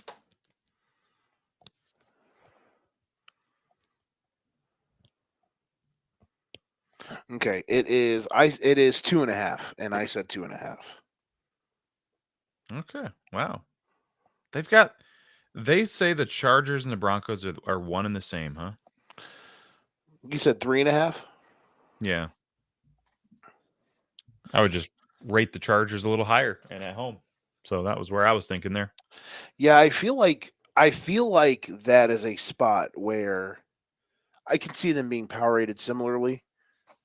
Because like the Broncos, I think Vegas isn't as in love with Denver as the casuals are. The people who just are like, you know what I mean? Just, I just don't. I don't know. I don't think they are. Like Denver was only like a point. They closed at like 1.5 today. So mid, but still watchable. Atlanta and Carolina. In Carolina, big Falcons win. Carolina 0-2. They tried their hardest to come back at the end. Did they really, or did Arizona do everything in their power to not put that one away? Every time I looked, I'd love to see a drive chart from that second half for the Cardinals. Once it was 27-3. Wasn't it that at half? Did they ever not have a 3 and out in the second half? I just remember watching. I saw the Panthers get a touchdown. Then a little bit later, they get another touchdown. They get the onside kick, and now they have the ball back. and it's like, oh my god, are they going to do this? Yeah, they tried. They Wow. the Yeah, I think they got 3 touchdowns, and they needed. Arizona, yeah, they absolutely put they parked the bus. Yeah. But NFL Which I games, was man. happy about because I had them in a survivor pool. I didn't want I didn't want a 27-3 letdown be Kill what your knocks me survivor. out. Yeah. Imagine having Cardinals minus the points though. Because what was the spread this week? Like 7. Oh, yeah, that'd be tough. Cardinals people who had the Cardinals in a teaser were definitely sweating. Like, don't blow this. Yeah. Almost did. They tried. Yeah. But we're gonna go Falcons here, and we're gonna go.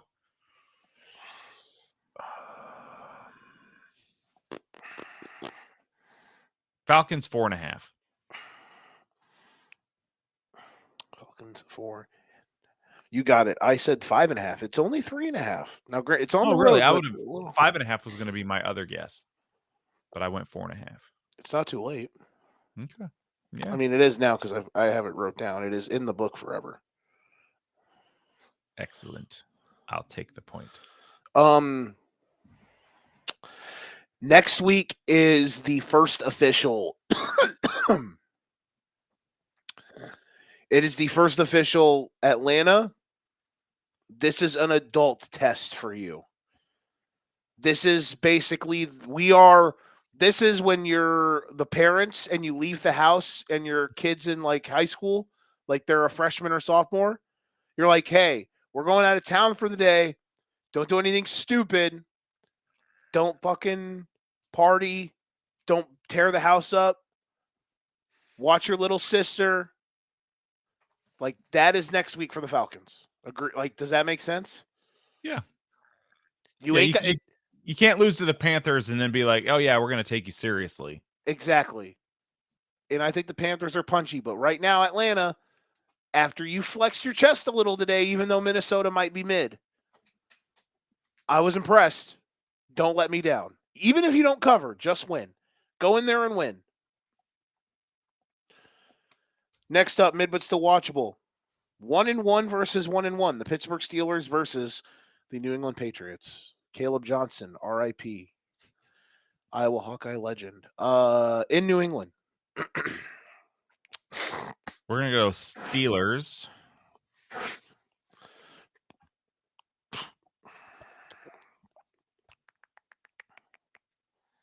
Uh, 2.5.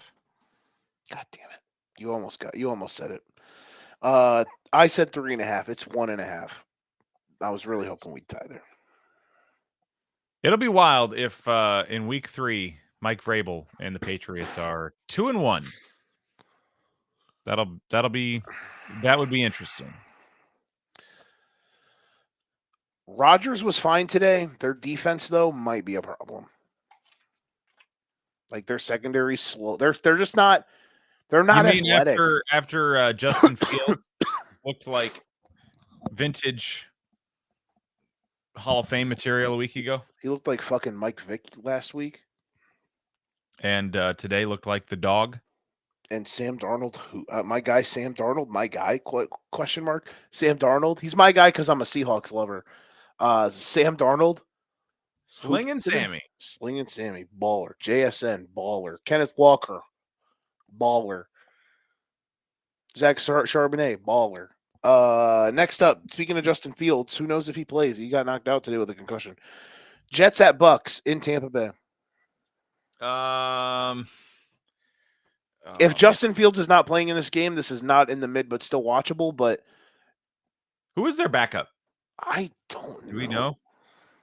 But I don't remember who, because that game was so out of hand. That was like off all the TVs.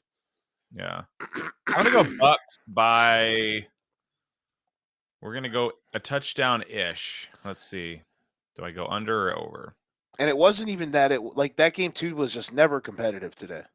No, I'm gonna go Bucks 7.5. Tyrod Taylor is the answer to that question, by the way. Oh, okay. Bucks 7.5. It is Serviceable backup. huh? A serviceable backup for sure. I got this one. I said 6.5. It is 6.5. Okay. I went the wrong halfway up on my 7. I was thinking 6.5 or 7.5. I overshot it. Incredible teaser candidate. Back to the basics. Last one in this category: Arizona versus San Francisco in San Francisco. All hail McCorkle Jones. He is back, bitches. Mac Dare Jones. I say it? Another candidate in the just throw anybody in at quarterback for the Kyle Shanahan led 49ers, and you've got yourself a serviceable dude. I gave all that love to Purdy last week, and then I'm sitting here thinking, surely Mac Jones is going to go out there and stink it up. Nope. Bad day for Brock Purdy stockholders. It's the 49ers for you. You throw anybody back there. Why you can't pay your quarterback big bucks Listen, man, in that system.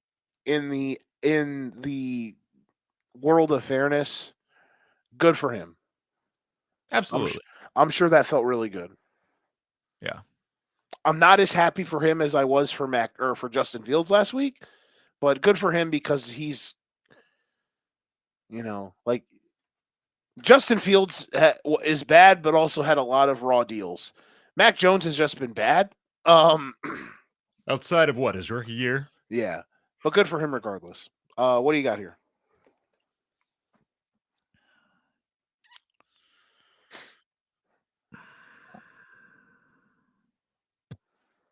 I'm gonna go Cardinals. I'm gonna give them they're gonna be a road favorite.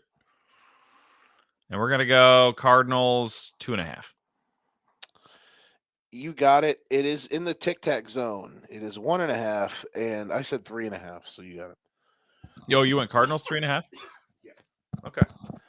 Yeah, I tried to go Cardinals were 6.5 against the Saints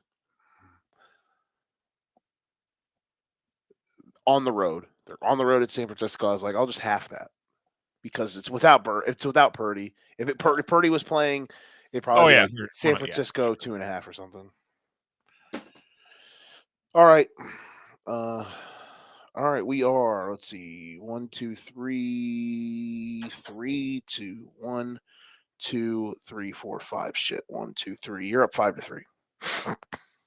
Nice.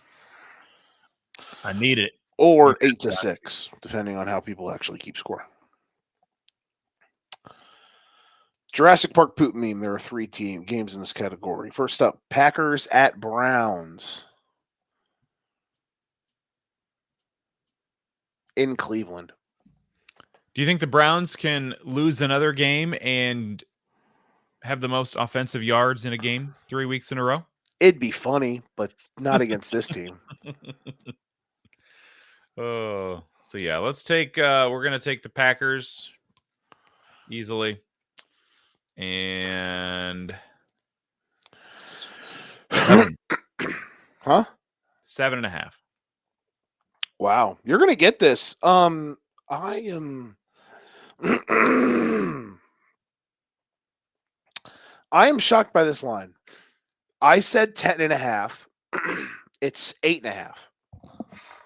I thought this was easily double digits. But I guess technically the Browns probably aren't the worst power rated team in the league right now because they've kind of been punchy. Yeah. And today they just kind of got weird boxed, which is like a distant cousin of luck boxed, right? So I mean, let me put it this way. I think there's the potential there for Cleveland's offense to keep it more competitive than Bills Dolphins is going to be. That's fair, and it's in Cleveland. Let me just put it this way. Even if this game is in Cleveland in 6 weeks, if this game was 6 weeks from now, it would be a double-digit spread. So honestly, lay it. Lay it. Are the Packers? No, I'm not laying it because this is the official Wagon watch. Wagon watch test for the Packers. If the Packers cover this game, they are a wagon.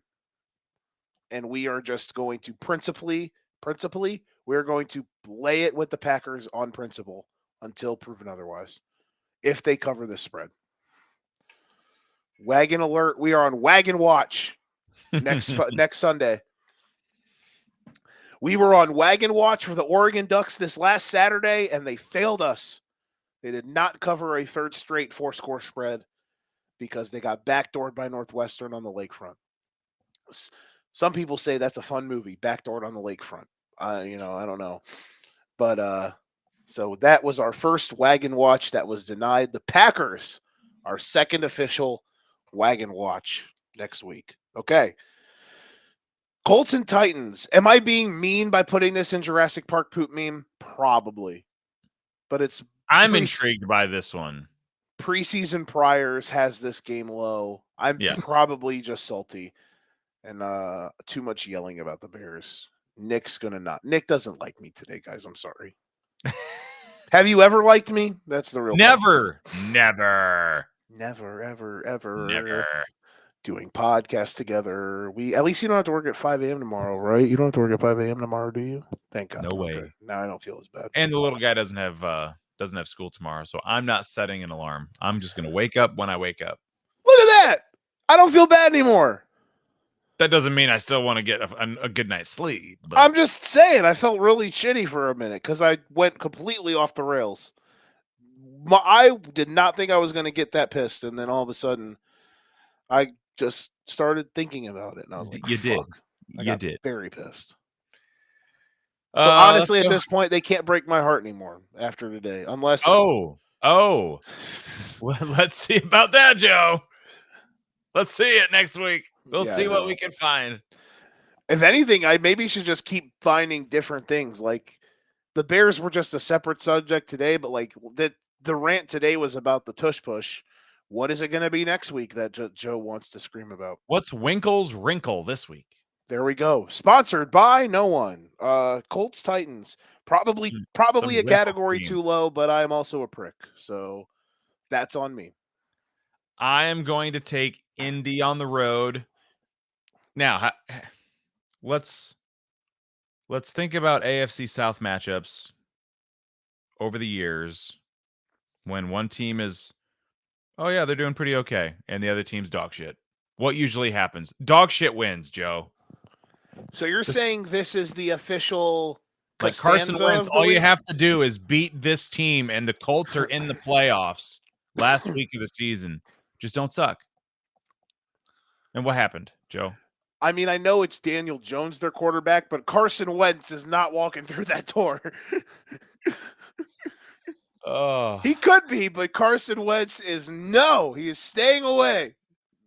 I feel like there have been so many games over the years where it's been, oh yeah, every checkbox says so and so should win this AFC South matchup, and then it's just stupid, and it goes nothing like you'd expect.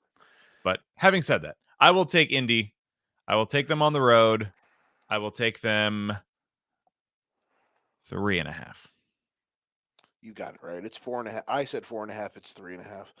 All I know is this. I'm not betting against the Colts anymore, man, because anytime I do, I fucking lose. Anytime I pick against the Colts, they win. So I'm like, all right, I'm out. I'm done. Until proven otherwise. Joe is parlaying Colts, Packers perpetually until it doesn't work, is basically what there we go. Principal parlay. I was just about to say principal parlay of the week. You are officially boat racing me.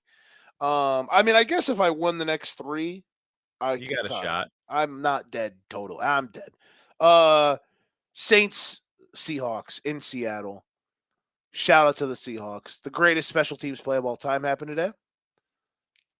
The Seahawks were how funny would it have been if that dude who had nobody was going to beat him to the ball if he just pushed it out of the end zone? Can I make a hot take opinion? I almost thought he did. I think if you slowed it down, he probably didn't have the ball and fell out of the end zone. Because Yeah. that was when they were lining up for the extra point, I was thinking, are they going to review this? Because I'm not so sure that he had the ball, guys. Yeah. I would kind of think that was probably a safety, if I had to guess. Yeah, I guess that would have been a safety if it would have gone that way. It would have been a safety because it hit Johnson's hands. And I don't even know. I don't even know with the new kickoff rule. Is it because it landed in the zone, or I mean, at any point has that not been a live ball, or in recent years because it hit in the end zone, it would have been a touchback? Is that why? Here's the problem. In the NFL or in college, if it just goes into the end zone, Yeah. dead ball. Okay. Unless in the NFL, it has to bounce out of the end zone or you have to grab it and kneel it. Okay. Here is where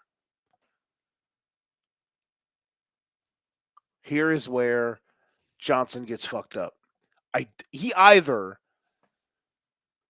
doesn't realize it hit his hands or he knew it hit his hands, but he's playing it off like it didn't hit his hands while not realizing that that ball is live. Did it matter if he touched it or not? Because it landed in the field of play? If it would have rolled out of the end zone. Yeah, if it would have rolled out, I think it would have just been a touchback because he would have never had possession or anything. Correct. But because he didn't, once the ball hit in the landing zone, it's live. Because if it's just airmailed into the end zone but dies there and doesn't roll out of bounds, is that a touchback or is it still a live ball? That's a touchback once it's recovered and kneeled on, and they get it at the 35. But if nobody touches it and the ball it lands, it doesn't land in the landing zone. Now I get that it's not. If it just dies in the end zone like a golf ball on a wet green. Nobody from the receiving team touches it. Is that a live ball or is it a touchback? It should be just a live. It should be a live ball. It's a live ball. Because I was under the impression if that ball is in the end zone and moving, it's just anybody's ball. It's like an onside kick. So I didn't know if it mattered if he touched it. I didn't know if it mattered that it landed in the landing zone. Just that it was in the field of play and it's not. Nobody's got it yet, so it's anybody's ball. That's what I couldn't quite figure out because I don't know all the new kickoff rules and because he touched it. Because he touched it, it meant that touchback was off the board. That's either a safety or a touchdown. Basically, but if he didn't touch it, it would have either been a touchback or a touchdown. But because he touched it, it was even if you touch it in the field of play. I've been under the impression if you touch it in the field of play, but you don't have possession, you could go chase it into the end zone and still kneel on it. Because we've seen where a guy has it. I don't think so in the NFL. Two into the end zone. It's like that in high school, which that rule is stupid.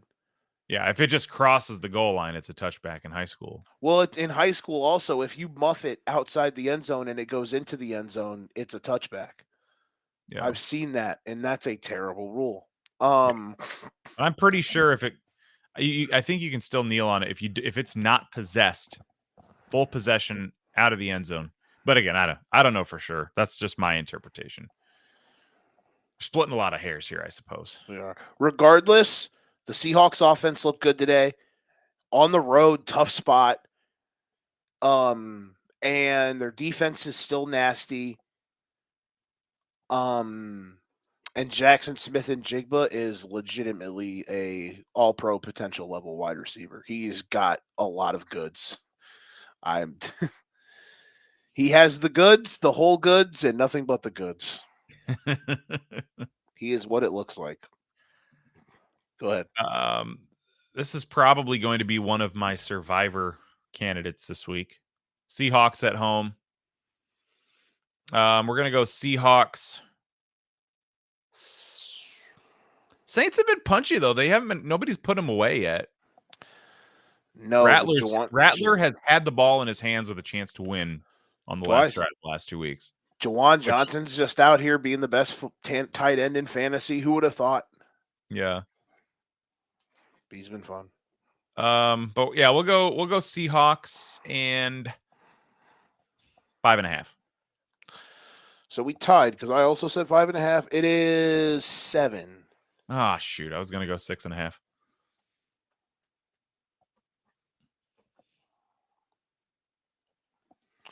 At least let me double check. I think it's 7. But I'll take it. You didn't steal one from me. No, it's not. I did not. No, it is 7. Yeah. Okay. Tie. Sunday night Chiefs at Giants.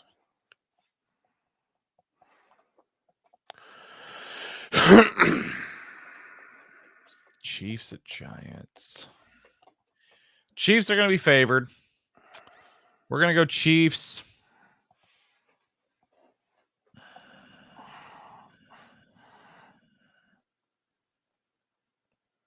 5.5.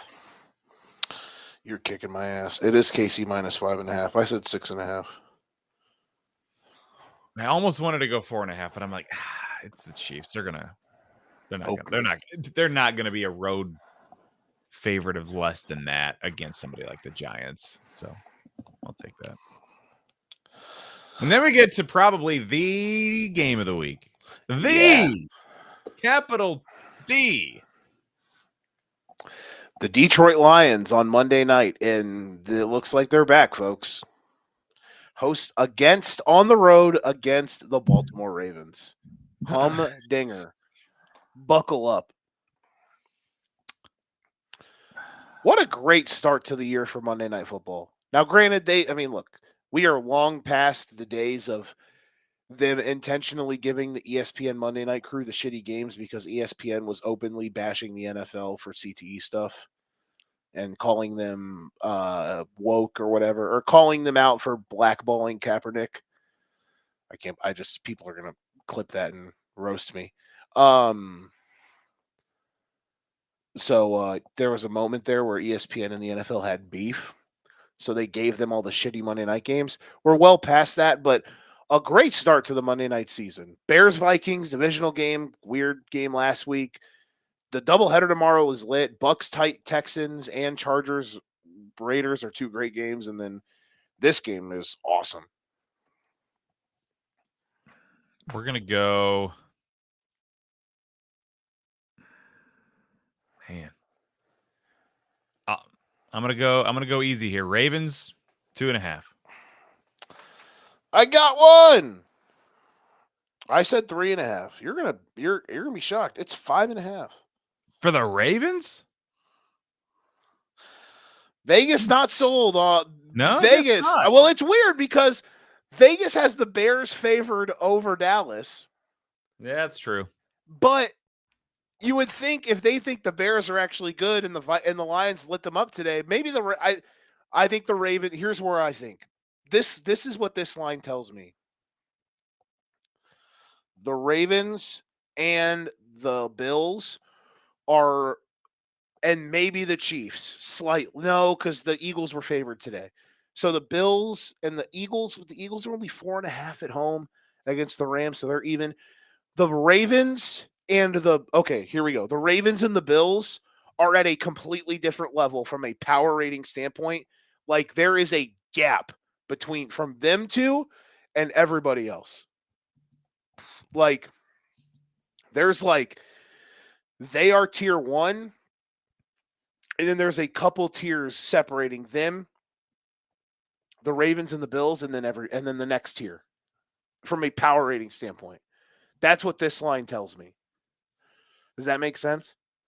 Yeah, I can see that. Because if the Ravens or the Bills went into the Giants next week, they're more than 5.5 point favorites.